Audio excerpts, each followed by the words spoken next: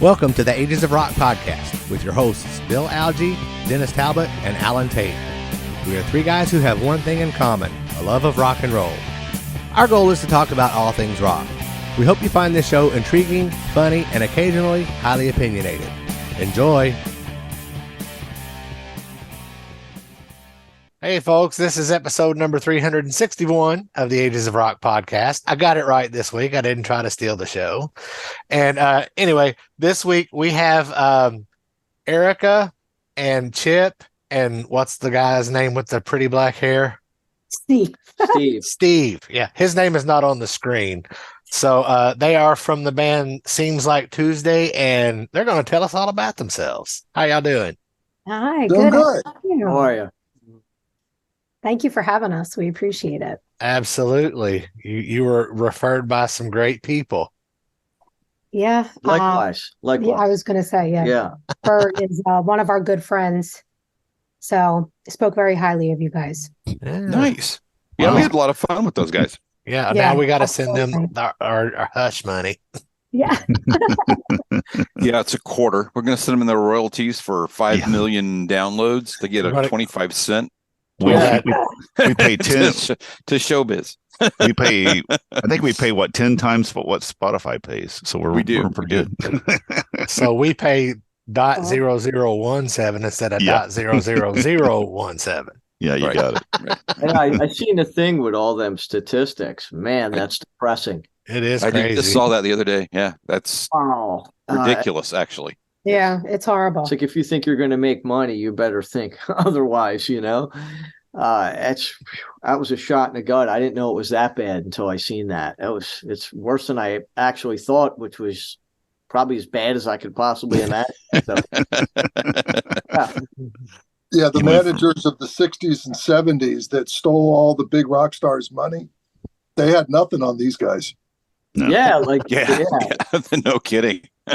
What was it like? What was Elvis's manager's name? Colonel Like the Tom Colonel- Parker. Colonel Hmm. Tom. Yeah, or Peter Parker. Grant from Led Zeppelin. Them guys look like choir boys compared to what they're doing now, you know? But what are you going to do? It's part of the business, I guess, that we're in. And we just got It to is. do what you can do, I guess. Ugly thing. So anyway, tell us about Seems Like Tuesday. Sure, go ahead. I was going to say, you put all of this together. Okay. So, by the way, if you haven't realized, we're husband and wife. So we do play in multiple bands together. We're very professional. It's not what you think. So we're good. But he actually put this together. So Yeah, well, Erica and I were are still in a cover band currently for like I've been in there for 10 years and she's been in there for what, 15? going on 17. Going on actually. 17, my fault. It's a band called The Business in the Philly area, Delaware, Jersey, like tri-state area. We do all the casinos, weddings, you name, bigger clubs like privates. It's a big band, 11 pieces, horn section, Wow. couple singers. Yeah, it's a big deal. So we were doing that for a long time, and I was just like, look, this is great and it pays the bills and, it's lucrative and we're making, good contacts and everything, but we gotta do something for ourselves. I come from the original background. Until I joined this band, I was like, I gotta play what I want to play. Now I gotta, kind of, do what comes natural and I want to like write my own stuff again. So I said, well, let's put a band together. And, our major focus was to get people together that had like, their situation together. We wanted people that had their life together. We didn't want like no Mickey Mouse, no drama, no drugs, no fighting. None. And it's easier said than done, but I think we actually got that, believe it or not. So the first phone call I made was to Chip, the guy that's on the screen right there. We were in a band called Cyanide Saints before. In fact, Albert Lepore from Monte Carlo was the singer for that band. So we had a good working relationship in that band. And so he was the first call I made. Then we made another call to our guitar player, Pete McGregor. And then we wanted to get another singer. We wanted a male and female vocalist. We wanted a kind of like a Fleetwood Mac or a Jefferson Airplane, like where there's two voices going back and forth. And then we found the perfect guy, this guy named Billy Zioli. He's a good writer, a good guitar player, good singer. And that finalized the band. We came up with the name, wrote a bunch of original tunes, start recording them, and that's where we're at this point. So that's pretty much the history of it. So how long of a time frame, over what time frame did all that develop? We were together exactly a year. August 9th was our. So it's pretty new stuff then. Yeah.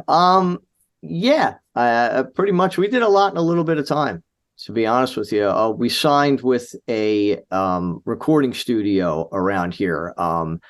And as soon as we got enough tunes, we thought that we're good. We went into do pre-production with our producer, Tony Mecca. And then he hooked us up with Cambridge Sound Studios in Philadelphia, which is it's a very well-known recording studio around here. So we start working with this guy named Jim Salamone, and we start recording our demo. So we actually released 3 songs with 3 videos, and our 4th song is actually getting mixed as we're speaking right now. And he'll send us the mix. We'll critique it, go back and forth. So that ought to be out in probably 2-3 weeks, something like that. That'll be our 4th song. We're going to wrap all that up and put an EP out. So that's our plan with that. So in the meantime, for the EP, are you releasing these as singles or video singles or lyric videos? We did. Every song we had, we released with a video. So this one coming up will be the 4th one that we're doing. But yeah, all 3 songs so far has had videos and been released and been on YouTube and the Facebook thing, and then tell about the big records thing, because all the talk. Our partnership. Okay. So we did sign a partnership deal with a label out of Canada, pretty much helping us kind of navigate how to get more gigs, try to play in different areas.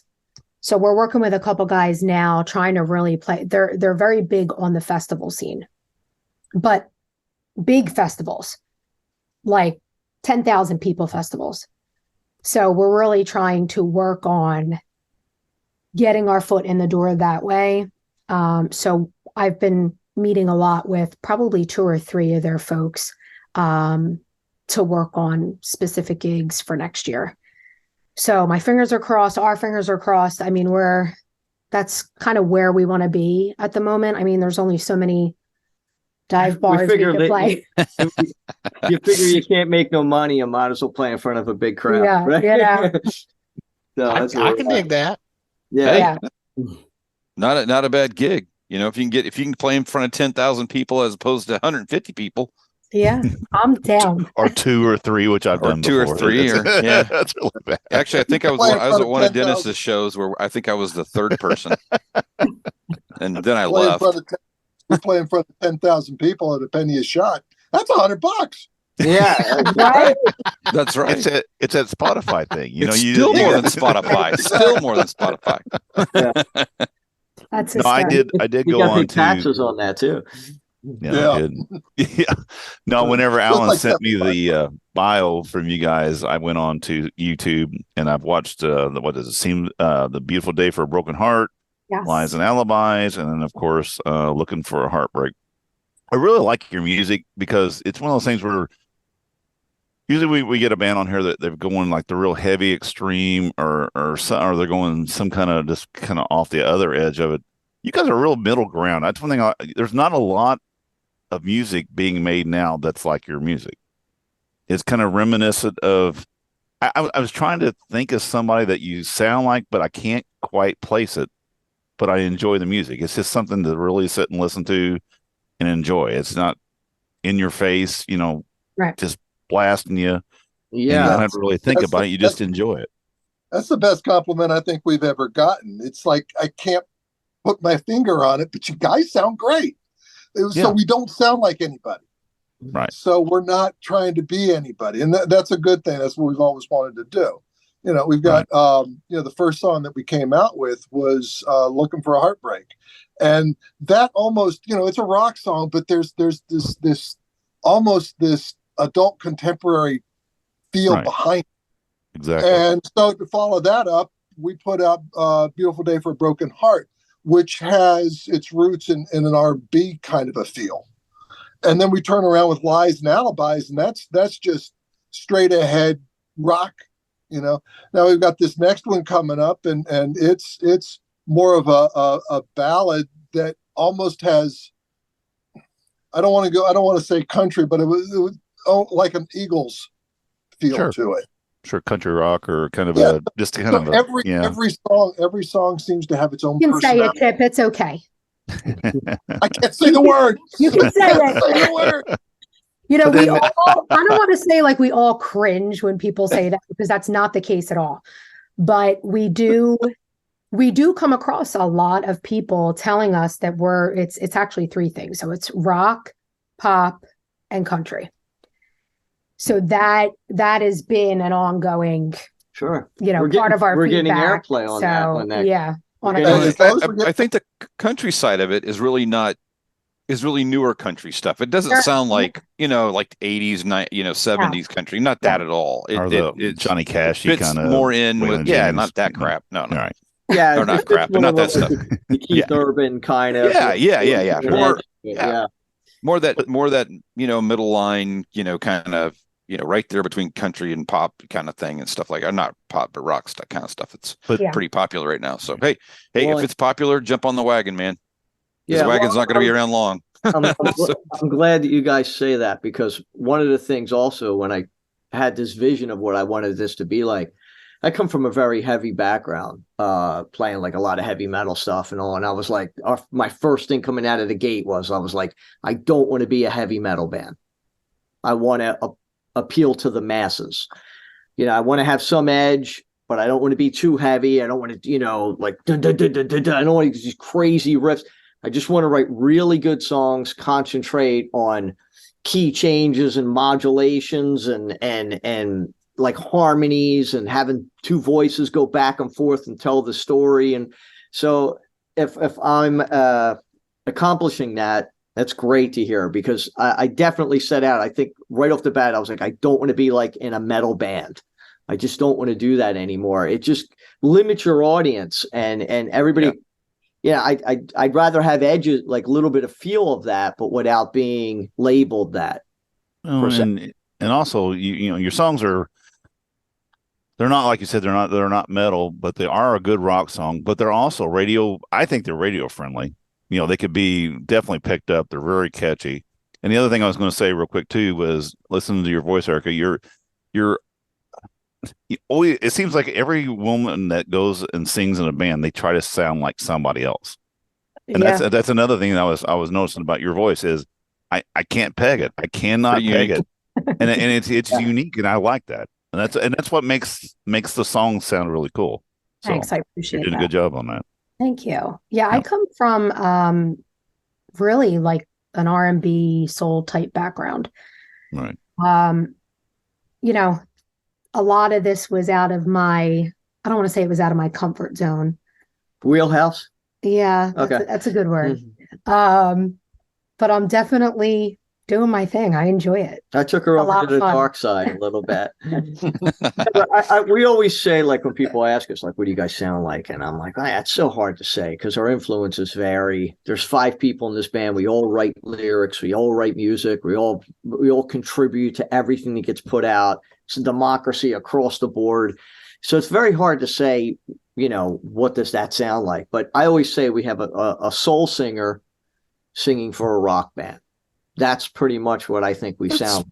That's pretty close. That really is. That's a good way to put it. But it's good mix. Eric is singing, and with Billy singing, he's got a little bit more of a rock edge. But like, we have to play covers in some of the places we play just to get into the club. Like, we'll do like It's Only Love, like Tina Turner and Bryan Adams. That's we play that song. It sounds like us playing that song.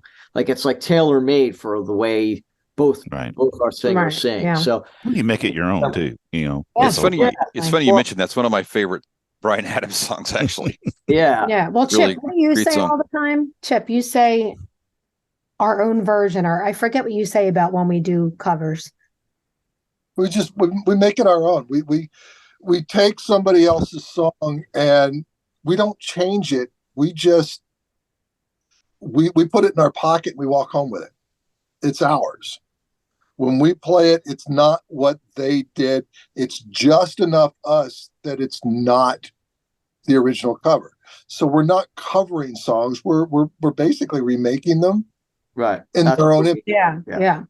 Well, and, I can understand that because I played in a cover band for 8 years, and we were playing all these songs for years. Well, we were going to do a reunion show, and I'm sitting there, and I'm going back listening to the real songs, thinking about how we played them. I'm not going, we fucking completely changed these songs and played it, and they were great songs, but they're nothing like that. It's like, I wish we had a tape of all the stuff we did, because if I relearn them, I'm gonna be relearning them wrong from what we did. Because you make them your own. That's the whole point. But they still sound great. The first cover that we ever did as a band that we still do is Because the Night by Patti Smith. Oh yeah. And we don't have a piano in it. We play it with guitars. The second guitar, when it comes in, it's doing tapping and some really crazy stuff. Erica's voice is Erica's voice. And then in the middle of the song, we just say, we don't like this key. Let's step up a key. So we jump up a full step. And it has slowly evolved into our own interpretation of what Bruce Springsteen wrote 10,000 years ago. Wow. That's really cool. It's pretty cool. Yeah. So are those available in video? I mean, are you on your YouTube channel? Can you guys find some of that stuff? I think there's a side view of All Fired Up by Pat Benatar. Mm-hmm. That on there, but we did upload I think it was from our big Berlin gig that we just there's a bit and piece. I was just looking at this. There's a Berlin brewery company. Yeah, there's three different Yeah, there's songs. like little like, I guess, incipits of like parts that people, and we just threw them on it. That's on your YouTube channel right now. I just had it pulled up. So I hadn't watched that one yet because I just got through the main videos.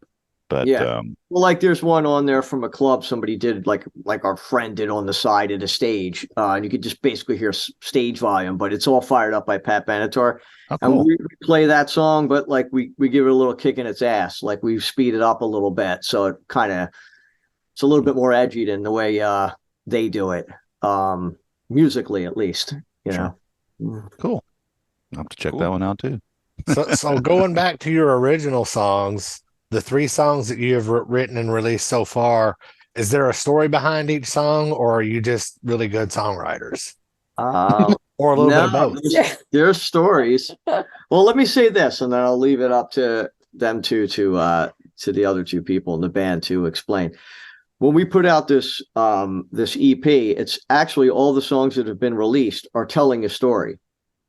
So at the end of this whole thing, it's a story. It's going to wrap up to an ending, but this is a conceptual EP that we're putting together, and every song we released is going to tie into each other. That's the best way I could explain it. You want to go for Looking for a Heartbreak first? Go ahead. Yeah. Well, okay. The female wanted out of the relationship, and that surprisingly was actually written by our lead male singer and guitarist, Billy Zioli.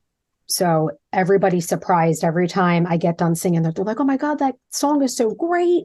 When did you write that?" And I'm like, "That wasn't me. That was Billy." Yeah. So he actually texted me before he sent me that song to review and learn, and then we would do it at rehearsal. And he said, "I found my inner woman." Just so you know.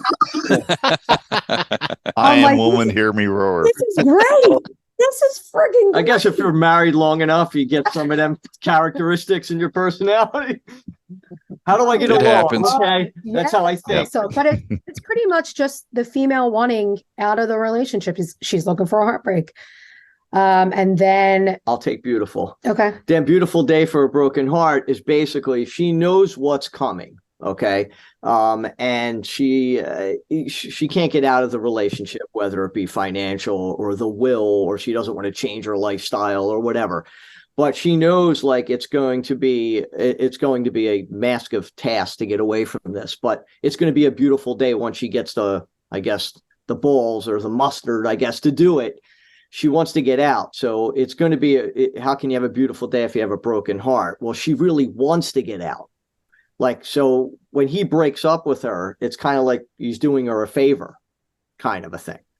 Then there's I'll leave the last one to Chip. Then there's a song called Lies and Alibis, to where then they're broken up and she realizes, like they both realizes they were lying to each other. It was like, just, where were you? I wasn't there, kind of. And there's like an argument back and forth between the two singers in that song. And then go ahead, Chip, tell the September story.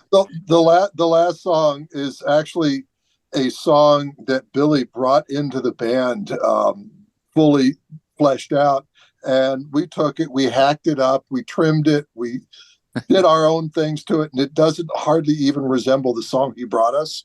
But the story is, this is the guy in the relationship realizing what he lost by not trying as hard as he could. He lost the one thing that he ever really wanted, and he didn't know it until it was gone. Interesting. So basically the whole EP concept is about the ups and downs of a relationship, pretty much. But all the songs were released in synchronicity with that ending in mind of the fourth song wrapping up, put a bow on it, and telling the whole entire story. So if you listen to them in succession, they will make sense. But it's not like so conceptual that it can't make sense on its own, which was also on purpose. What's that? They each tell their story. Right. But when you put them all together in the proper order, they tell the full story. Sure. Right. That's pretty much what all the songs are about. That's our winded explanation. That's a very long explanation. So what's the order? Looking for a Heartbreak first, Beautiful Day for a Broken Heart second, third, Lies and Alibis, and then fourth will be the song called September Skies. So Beautiful Day for the first one is Looking for a Heartbreak. Yes. Okay, so I gotta go 1, 2. Okay, I'm gonna listen to it in that succession. Oh no, Dennis is gonna have to count. No, I went to the wrong. I went through the wrong things in order. He's not very good at that. We actually released them that way, so that they ended up like telling us, by the time you get to the fourth one, you heard the other three, and then it'll all make sense at the end. But again, they could just be released as singles too. It's just something that we started and we were like, wow, it'd be cool to do this. And then it would be cool to do that. And then it was like, you know what, these make sense together. And let's, so it was written to be conceptual, but also to be released as singles without being so tied together. Right. Yeah. So now go ahead. Again. No, you go ahead. I don't think we'll ever release another song without a video, because the single and videos have been. Yeah, we think that's pretty much like I always say. I have a quote. I always say people listen with their eyes. If you're on stage and you're absolutely. You're just going through motions. People read that. If you see a guy and a girl out to dinner and they're fighting or they're both on their phones, you could see they don't have a connection. It doesn't take a blind man to see certain things. So I think that's another thing that we wanted to come across. We wanted to make it like it was everything that we do is kind of special. And right, what are you laughing about? Because it's true. Okay, yeah. So guys, the thing is though too, you guys are not the first people that's come on here and said that. People like, instead of spending all this money and making a record for people that have a attention span of about 3 minutes, why not put these things out in pieces, give them a video, give them, and then once you get them hooked, then you can do this stuff. But a band starting out to make a whole record and then throwing it out there, it gets missed. I mean, it it goes over the head of all these young people.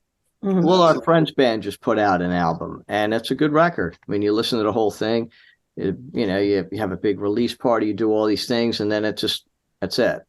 So I'd rather be relevant and come at you every 2 to 3 months than to hit you with a big flash and then you forget me by Wednesday. This way I stay relevant in your life. There's a song title right there, Forget Me by Wednesday. There you go. Write that down. Well, we could always use this and remember it. Yeah. Bill, you should have just saved that for me. I like that. You should write that down. I want my penny, damn it. I want to use that. We're always doing that. Whenever somebody says something, we're like, Yeah. oh shit, you really need to write that down. We were sitting in a meeting one night and somebody texted us so we didn't forget. I probably have 100 song ideas in my notepad app on my phone. Yeah. That I Same start deal. and then never finish. Yeah. So One-liners. speaking of starting and finishing, you said you were working on the final song for this EP. Do you have an estimate of when that song is going to be done? And two, do you have a tentative release date for the entire EP? Okay, I would say the second week in October, everything should be done. It's getting mixed now, but depending on how much we keep going back and forth with them, would be the telltale with that.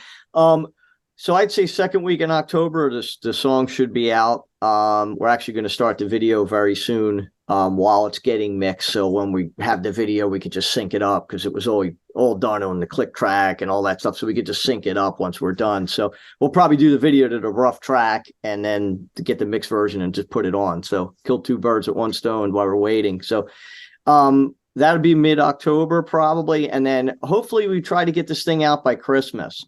If not, because there's so many things and variables involved. If we can't get it out by Christmas, then we'll wait probably until the end of January and let everybody rebound from Christmas and then, get their finances back together and all that kind of stuff before we start, breaking their balls to buy an EP. So I would say before Christmas or late January, depending on our producer and everything. I know he travels all over the place. So a lot of it's just scheduling, not desire. It's scheduling with the studio is where we have to wait our turn because it's so busy. So they're all going to be virtual, or are you going to be having CDs to actual I'm old school. I like a physical copy. So I know we're going to do some of them. Right. I'm really old school because Bill and I like vinyl, but he's talking about making cassettes and 8-tracks, man. He's talking about old school 8-tracks. I use those. Yeah. I just don't have them anymore. I would love to do vinyl, but it's going to be so expensive. Right. Yeah. So we'll probably do a physical CD copy. Cassettes. That's been in the talk and stuff. Just to give somebody something tangible. Sure. Here. I like tangible. I like to hold it in my hand. Yeah, I like to read it. I like, it's good toilet read. When you go take a shit or something, you sit there and read the inner. Yeah, it's always good to have. Put somebody in a special thanks. Chances are I'll burn it onto my computer and then put it on my phone, and then I'll listen off my phone and my iPad for the rest of the time. But I do like having the physical, and like you said, just to read the inner notes and the liner and to see what, and I like the artwork. Of course, CDs, I have to put my glasses on. That's why I like albums, because it's big. The font's bigger because now we're old and shit, and you can't see it, you can't read it. So that's very true. The honest to God's truth. These are readers, and they're threes, I think, because they're. These are readers, and they're whatever they are because they're on my face all the time. Just by talking to people, though, so many people are like you guys have a podcast, and there's so many different musicians and all. There's a lot of people who really like music and aren't just like, I like that song, I'm going to go download that song. There's a lot of really deep music fans, and they're the ones that are going to buy the CD, and if you like the one song, then go download it somewhere. But for the true music fans, I think you got to give them something. That's what I believe. Yeah. I'd rather buy somebody's album than I just feel like I'm cheating the artist if I'm doing it the other way. I don't know why. I just feel that way. I guess there's still a lot of I use Spotify and all those other services, but I always buy the physical thing first. Yeah. And then I've got albums I bought I haven't even opened because I haven't had time to get them on turntable. but I've listened to them 10 times on Spotify. So I paid for it, and they actually get another like 3 cents. Yeah. Every time. So listen to it 18 times. Chip, what were you getting ready to say? I was going to say, there's still a lot of collectors out there. They want to have the physical copy because it goes into their collection, and it's an old school kind of a thing. But when you download something, what do you get? You get those 3 minutes, but you don't get something that you can, you can collect. Yeah. Physical, Yeah. something physical. Yeah. Yes, something real. It's virtual. That means that it's not real. My friend, my kids used to play video games with all sorts of people, but they were online. They were virtual, so they were imaginary friends. Yep. Right. That's how the world works these days. That's for sure. Yeah. So Erica, before we get off here, I know you guys probably have some time stuff going on, but I sent you a question earlier. So a friend of mine emailed me earlier today and said that sent me an excerpt from an article or an interview that Gene Simmons did back a couple of years ago, and it was really just about so it really starts out here.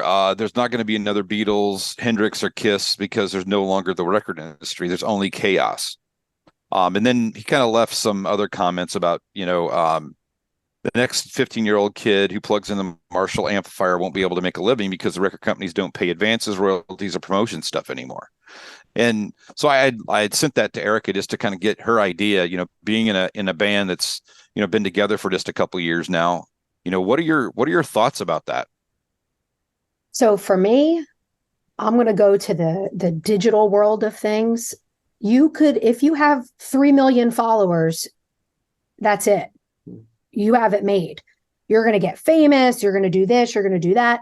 Technically, you don't need a record label anymore. Just from what I see, from everything my kids tell me, look at this person. This person made it. She put herself all over TikTok.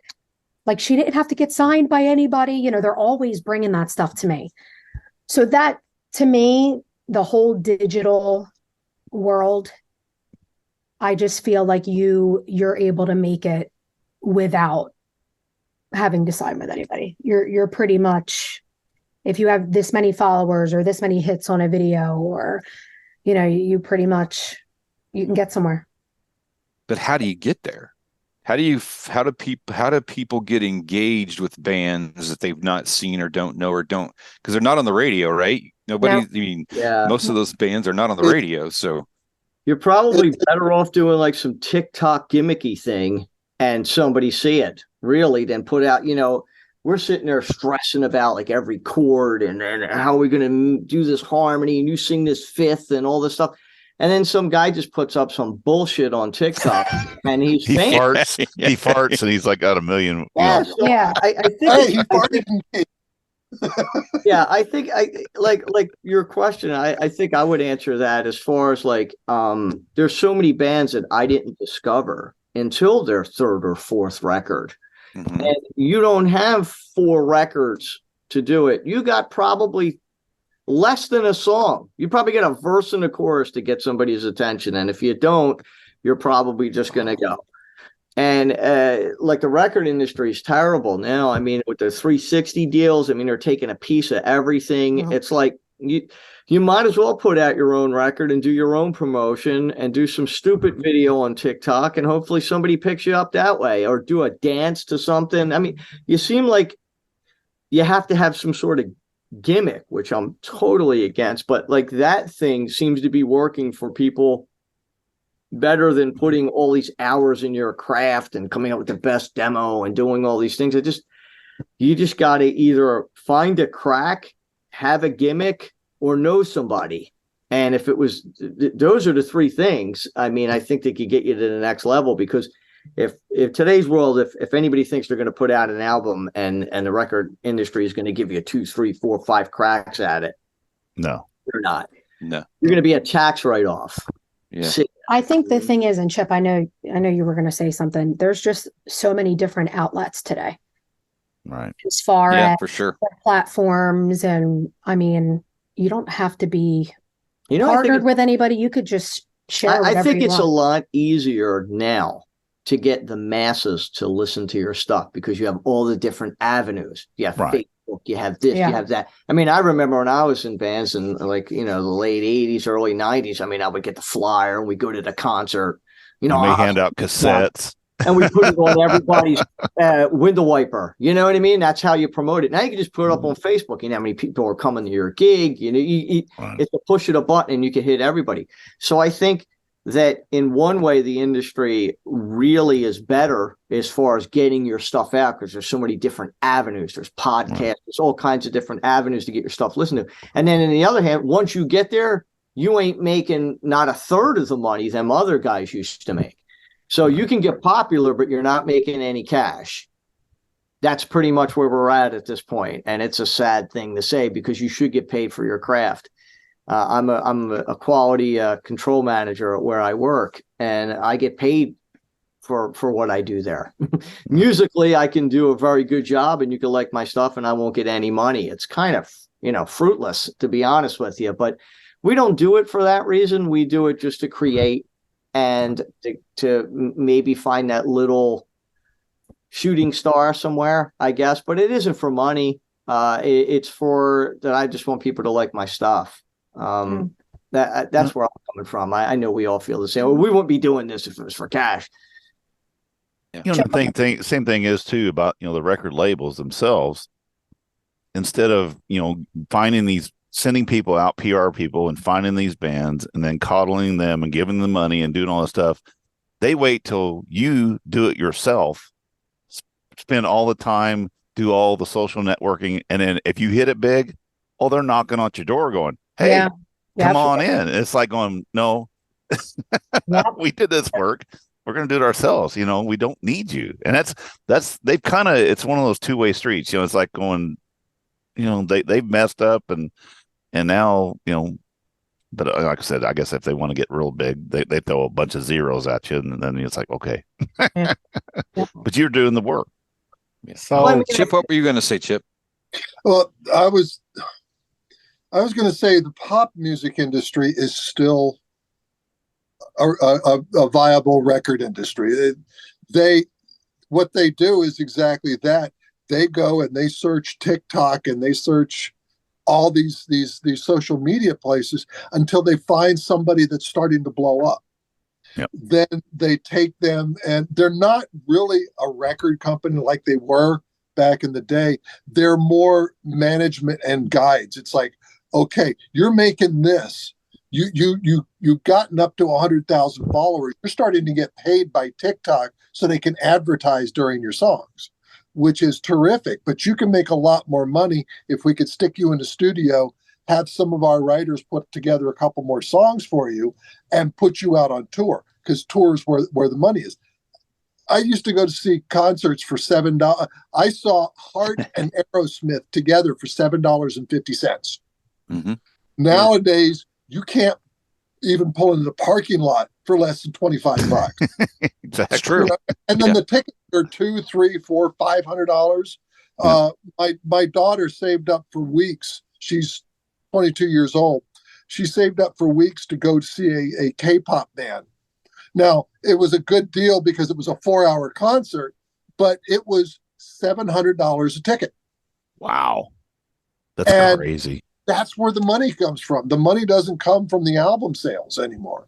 The album sales are like what their T-shirt merch used to be. Instead of T-shirt merch, now it's a frickin' store on the internet that you can buy anything from them. You can buy half the stuff that you would normally figure you would see at Walmart or Target, and it's all got their name on it. And they're getting a piece of all of that stuff too. Yeah. So there's a way to make billions of dollars in this industry, but you've got to start with a grassroots campaign. You got to convince a lot of people to watch you a lot of times. Yep. Once you get to that point, then somebody will pay attention to you from the industry. Exactly. I mean, the music business. Sorry, go ahead. Let me jump in here real quick, Dennis. Speaking of merch and stuff, that was going to be my next question to you guys. Do you have T-shirts and anything like that for sale on your website? So not yet on our site. we're actually supposed to be setting that up with big records. We do have stuff that we bring with us to our gigs. People buy them. We'll sell t-shirts. But that's coming. Fair enough. What were you going to say, Dennis? I've lost my train of thought. That's okay. Derailed. You know, that's usually that my was, train of thought is the one that gets derailed. Yeah. I got derailed. I'm sorry. You know, that was an interesting answer. I mean, I was. It is interesting. I think the answer of, you know, you've got the verse and a chorus to get somebody hooked. Yeah, that's it. You've got that much time, and it's, you know, for somebody new. And I never really thought about it from that perspective.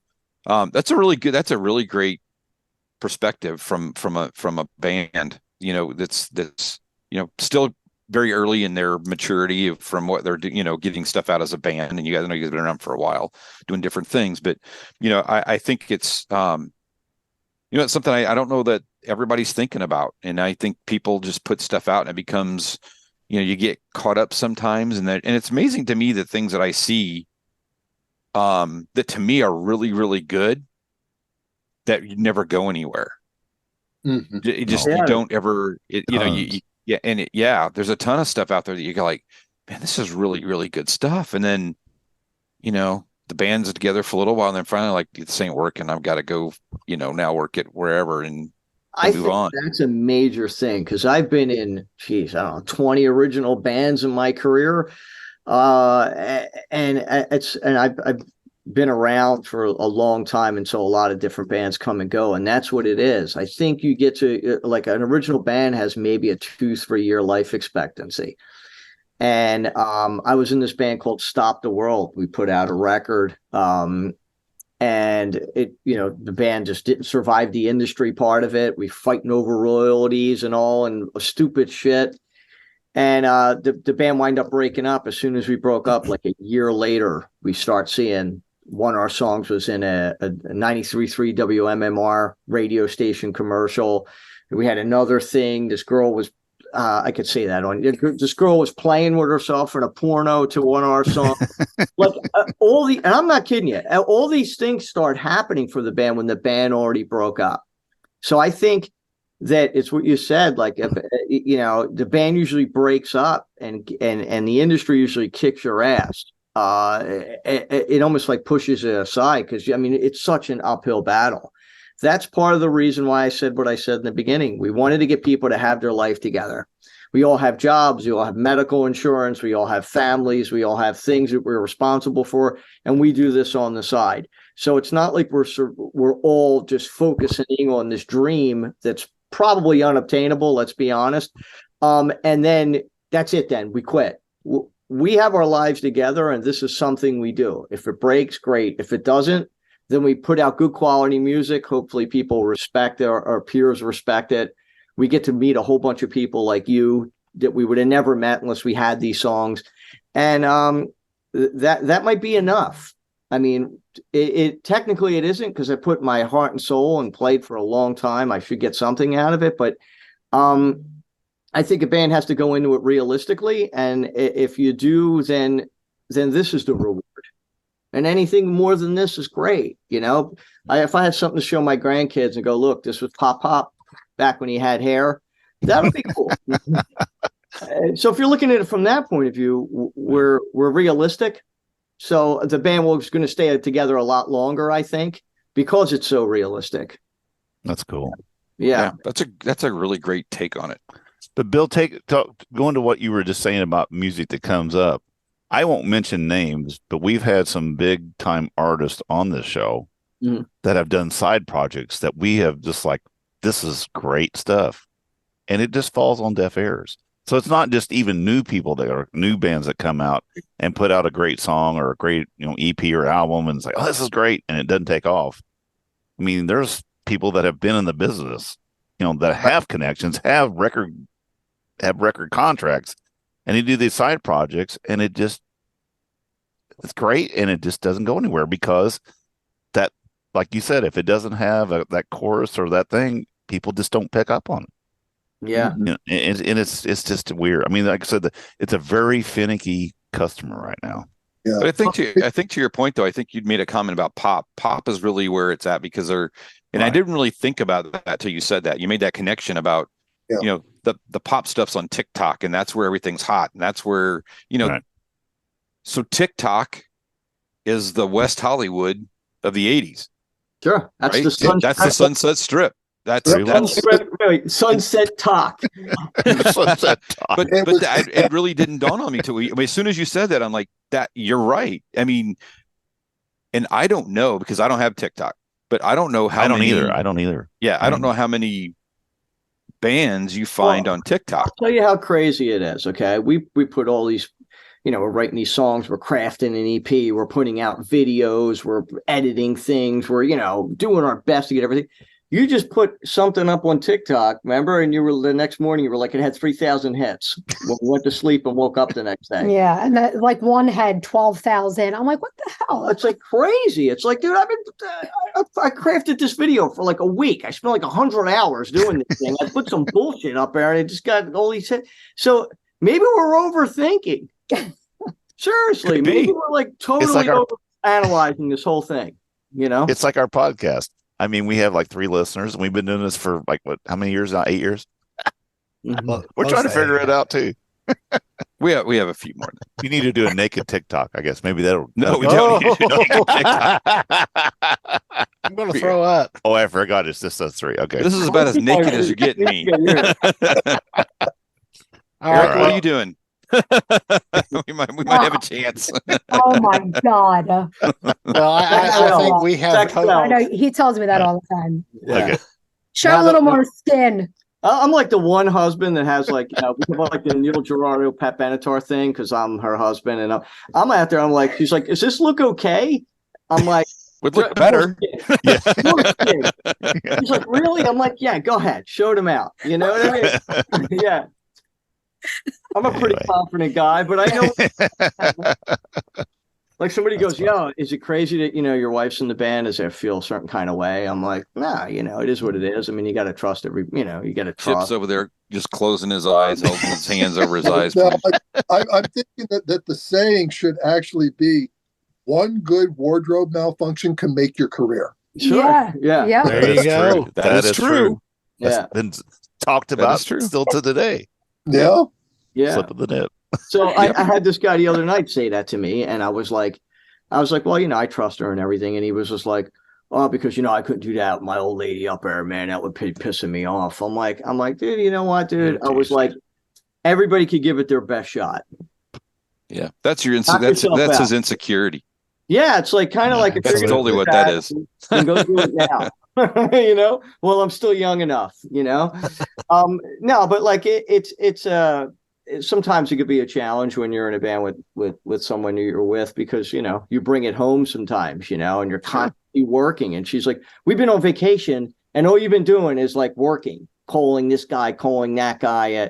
And I'm like, "All right." And then like we played a gig and we had an independent record label come out and see us play, and I was like, "Well, there's the proof that I was on the thing." I was trying to do something, which he liked us too. I mean, that was another positive thing. But we tend to work a lot, and that sometimes is we have to find me time, as she says. Yeah. Yep, everybody has to do that. Absolutely. That's for sure. Well, tell our listeners where they can find you online. Sure. So we are on Facebook, Instagram, TikTok. Seems like Better Tuesday. be. Yeah, seems like Tuesday. All music platforms, iTunes, Spotify, Amazon. Seems like Tuesday as well. And our website, bigrecords.com. .world. .world, that's it. Yeah. Seems like Tuesday. So there's more to come on that website. Like we talked about the merch and all that good stuff. So that'll be coming hopefully pretty soon, and we can get those other big gigs booked. So stay tuned. Right on. Nice. And on that note, people, visit agesofrock.com, check out our past episodes and our social media links. And until next time, peace out.